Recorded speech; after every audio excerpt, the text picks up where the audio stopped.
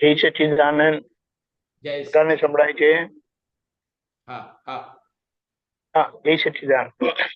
આખા દિવસના પુરુષાર્થમાં આપણે જે હમણાં પત્ની કવિરાજની બે લાઈન જે છે તે બધું કહી જાઉં છું. ચંચળ અવસ્થામાં આત્માનો અંશ નથી, ચંચળતા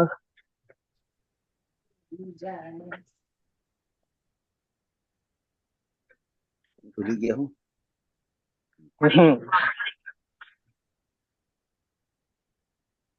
છે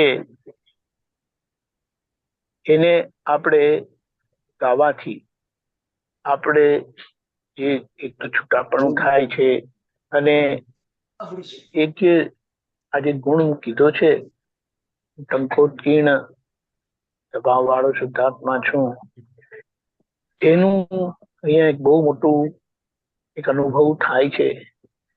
દાદાએ સિદ્ધ સ્મૃતિ બોલતી વખતે પણ કીધું છે કે અને તો 100-500 વખત જો દિવસના બોલીએ આપણે તો કે આપણે પૂતગલ જોડે કઈ લેવા દેવા રહી નથી. તો એમ નહીં, પહેલેથી મારે કોઈ પૂતગલ જોડે લેવા દેવા જ હતી નહીં.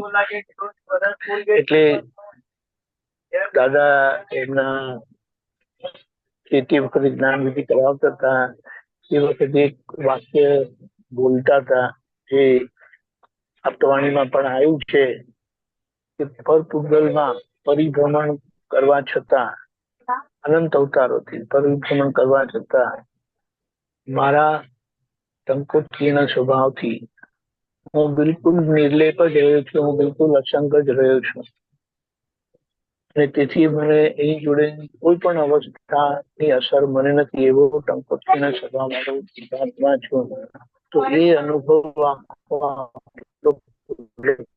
છે. અને જેમ બીજા આપણને જુએ તેમ અવાજ ગયો છે દીપક આનંદજી, મોટો અવાજ નથી આવતો. અનુભવ છે. હા, હવે કનેક્ટિવિટી બધી એવી છે ને, એટલે જય સચ્ચિદાનંદ. આખા દિવસ ઉપરના